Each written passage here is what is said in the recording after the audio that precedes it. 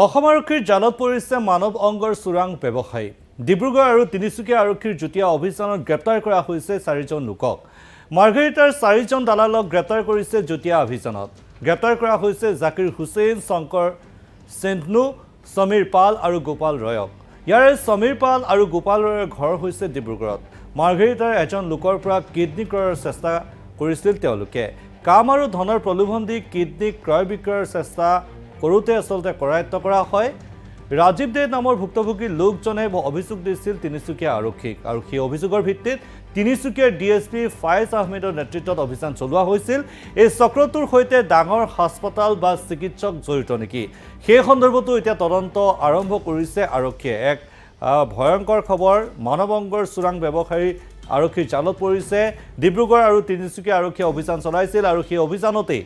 4টা মানৱ অংগৰ ব্যৱসায়ীক গ্ৰেপ্তাৰ কৰিবলৈ সক্ষম হৈছে আৰক্ষীয়ে। মাৰ্ঘেৰিটাৰ 4 দালালক গ্ৰেপ্তাৰ কৰিছে যুটীয়া অভিযানত আৰু গ্ৰেপ্তাৰ কৰা দালালকেইটাৰ নাম হৈছে জাকিৰ হুছেইন, শংকৰ, সমীৰ পাল আৰু গোপাল ৰয়। ইয়াৰে সমীৰ পাল আৰু গোপাল ৰয়ৰ ঘৰ হৈছে ডিব্ৰুগড়ত।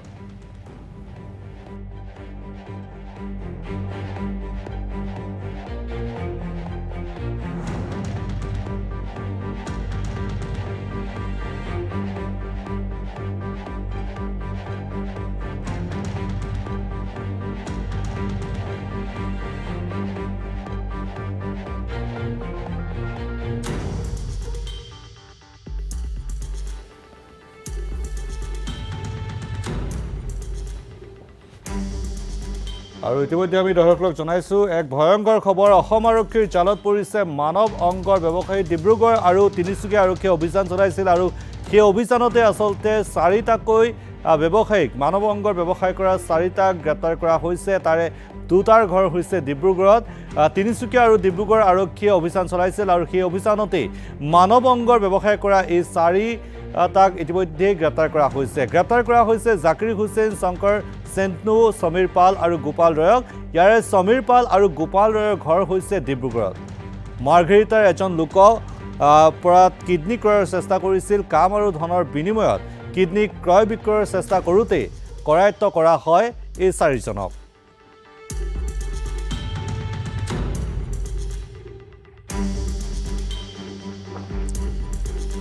আৰু এই বিষয়টোৰ সন্দৰ্ভত আমি সবিশেষ জানিবলৈ এই মুহূৰ্তত ফোন লাইনত সংযুক্ত হৈছোঁ আমাৰ ডিব্ৰুগড়ৰ সাংবাদিক ৰাতুল গোহাঁইৰ সৈতে। ৰাতুল গোহাঁই, এক ভয়ংকৰ খবৰ, মানৱ অংগৰ ব্যৱসায় কৰিছিল এই 4টাই বুলি অভিযোগ উত্থাপন হৈছে। তেওঁলোকক ইতিমধ্যে গ্ৰেপ্তাৰ কৰা হৈছে। এই সমগ্ৰ নেক্সাছটোৰ লগত আৰু কোন কোন জড়িত আছে, আৰক্ষীয়ে কিবা তথ্য লাভ কৰিছে নেকি?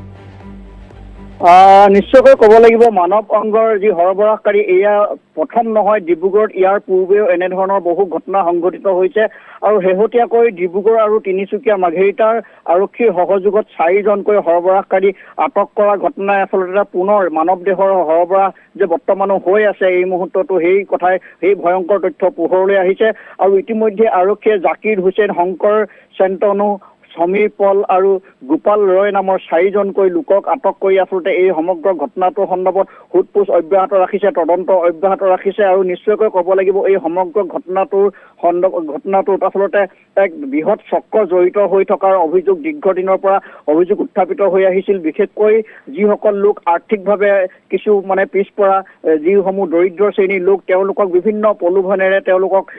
চলে বলে কৌশলে তেওঁলোকক লৈ যায় আৰু সমগ্ৰ ঘটনাটো তেওঁলোকে পাক চক্ৰত তেওঁলোকক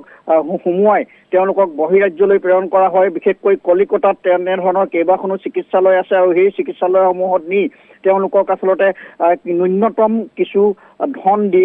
ধনৰ বিনিময়ত তেওঁলোকক আচলতে এই সমগ্ৰ বিষয়টোৰ সন্দৰ্ভত তেওঁলোকৰ অংগসমূহ বিক্ৰী কৰে আৰু এই সমগ্ৰ চক্ৰটোৱে আৰু তেওঁলোকে এনেধৰণে দীৰ্ঘদিনৰ পৰা তেওঁলোকে মুনাফা লুটি আছিলে। আৰু শেহতীয়াকৈ মাৰ্ঘেৰিটাৰ পৰা এজন লোকক প্ৰলোভনেৰে তেওঁলোকে ডিব্ৰুগড়লৈ লৈ আহিছিলে আৰু ডিব্ৰুগড়লৈ আনি তেওঁৰ যি কিডনী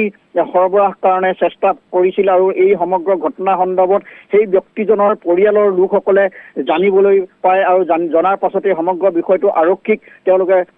জানিবলৈ দিয়ে আৰু আৰক্ষীয়ে সমগ্ৰ ঘটনাটোৰ সন্দৰ্ভত তদন্ত কৰি অৱশেষত এই ঘটনাটোৰ সৈতে জড়িত 4জনকৈ লোকক গ্ৰেপ্তাৰ কৰিবলৈ সক্ষম হৈছে। আৰু এই সমগ্ৰ ঘটনাটোত যে কিছু সংখ্যক চিকিৎসক বা আন লোকো যে জড়িত হৈ আছে এই সমগ্ৰ বিষয়টো আচলতে নিশ্চয়কৈ মানে এক ৰহস্যজনক বিষয় আৰু সমগ্ৰ ঘটনাটোৰ সন্দৰ্ভত আৰক্ষীয়ে উপযুক্তভাৱে তদন্ত নিৰপেক্ষভাৱে তদন্ত কৰিলে নিশ্চয় এক বৃহৎ চক্ৰ উৎখাত হোৱাৰ সম্ভাৱনা আছে নয়নমণি আচলতে যিসমূহ ডাঙৰ ডাঙৰ হাস্পাতাল আছে বা চিকিৎসক আছে তেওঁলোকো জড়িত থাকিব লাগিব কাৰণ এনেধৰণৰ এটা বিষয় তেওঁলোকৰ অবিহনে আচলতে কৰিব নোৱাৰে যিহেতু ডিব্ৰুগড়ত বহু ব্যক্তিগত চিকিৎসালয় আছে সেই কথা সকলোৱে জানে ৰাতুল গোহাঁই আপোনাৰ পৰা সুধিব বিচাৰিছোঁ যিহেতু বহু ব্যক্তিগত হাস্পাতাল আছে চৰকাৰী হাস্পাতাল আছে এই ক্ষেত্ৰত সেই হাস্পাতালসমূহত আৰক্ষীয়ে তদন্ত চলোৱাৰ ক্ষেত্ৰত অভিযান কিবা চলাব নেকি কিবা জানিব পাৰিছে নেকি এই অভিযোগটো আচলতে সময়ে সময়ে উত্থাপিত হৈ আহিছে আৰু কিন্তু আৰক্ষীয়ে এই যেতিয়াই ঘটনা এনেধৰণৰ ঘটনা পোহৰলৈ আহে তেতিয়াই আৰক্ষী সক্ৰিয় হৈ পৰে যদিও কিন্তু কিছুদিনৰ পাছতেই পুনৰ এনেধৰণৰ ঘটনাসমূহ দাব খাই পৰে বা তল পৰি যোৱা পৰিলক্ষিত হয় কিন্তু শেহতীয়াকৈ এই যি ৰাজীৱ দেৰ সৈতে যিটো ঘটনা সংঘটিত হৈছে আৰু এই ৰাজীৱ দেৰ পৰিয়ালৰ অভিযোগৰ ভিত্তিত 4জনকৈ আচলতে মানৱ যি অংগ সৰবৰাহকাৰী গ্ৰেপ্তাৰ হৈছে আৰু এই গ্ৰেপ্তাৰৰ পাছত আৰক্ষীয়ে কেনেধৰণৰ ভূমিকা গ্ৰহণ কৰে বা বিভাগীয় কৰ্তৃপক্ষই কেনেধৰণে ভূমিকা গ্ৰহণ কৰে আমি কেইবা বছৰ পূৰ্বে ডিব্ৰুগড়ত এনেকুৱা ধৰণৰ এটা ঘটনা সংঘটিত হৈছিল ডিব্ৰুগড় ব্যক্তিগত চিকিৎসালয়ত কিডনী সৰবৰাহৰ দৰে কিডনী যি ঘটনা সংঘটিত হৈছিল এনেধৰণৰ ঘটনা আচলতে ডিব্ৰুগড়তে নে বা আন ক'ত হৈছে এই কথা স্পষ্টকৈ বৰ্তমান সময়ত আচলতে ক'ব পৰা নাযায় যদিও কিন্তু আমি বিগত কেইবা বছৰত আমি দেখিবলৈ পাইছোঁ যে বিশেষকৈ কলিকতালৈ এনেধৰণৰ লোকসকলক লৈ যোৱা হয় আৰু কলিকতাত দীৰ্ঘদিন তেওঁলোকক ৰাখি থোৱা হয় আৰু যিসকল আৰ্থিকভাৱে দৰিদ্ৰ শ্ৰেণীৰ লোক আছে আৰ্থিকভাৱে পিছপৰা লোক আছে তেওঁলোকক বিভিন্ন কামৰ প্ৰলোভন দেখুৱাই লৈ যোৱা হয় পৰৱৰ্তী সময়ত তেওঁলোকক 3 লাখৰ পৰা 5 লাখ ধনৰ বিনিময়ত তেওঁলোকৰ কিডনী তেওঁলোকক আচলতে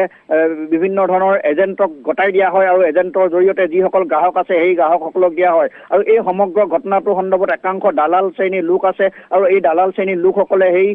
বিশেষকৈ ভিতৰুৱা অঞ্চলৰ বিশেষকৈ ক'ব লাগিব যিসমূহ পিছপৰা অঞ্চল আছে গ্ৰাম্য অঞ্চল আছে তেওঁলোকৰ ভিতৰুৱা লোকসকলৰ আৰ্থিকভাৱে যিসকল পিছপৰা লোক আছে তেওঁলোকক আচলতে লক্ষ্য কৰি লোৱা দেখা যায় আৰু তেওঁলোকক বিভিন্ন চলে বলে কৌশলে বা বিভিন্ন প্ৰলোভন দেখুৱাই তেওঁলোকক বিভিন্ন কামৰ তথা সংস্থাপন দেখুৱাই তেওঁলোকক লৈ আহি এনেধৰণৰ যি দুষ্কাৰ্য সংঘটিত কৰি আহিছে আৰু আৰক্ষী তদন্তৰ পাছতহে এই সমগ্ৰ বিষয়টো সন্দৰ্ভত অধিক তথ্য দিব পৰা যাব যিহেতু আৰক্ষীয়ে তেওঁলোকৰ তদন্তৰ খাতিৰত তেওঁলোকক আমাক বিশেষ ধৰণে কোনো ধৰণৰ মন্তব্য এই মুহূৰ্তলৈকে কৰা নাই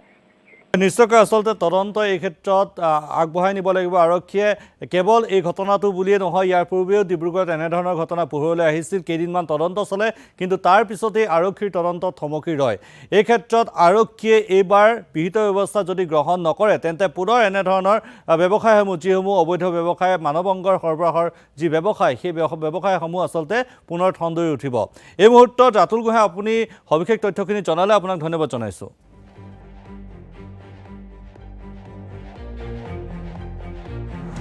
আমি গম পোৱা মতে কালি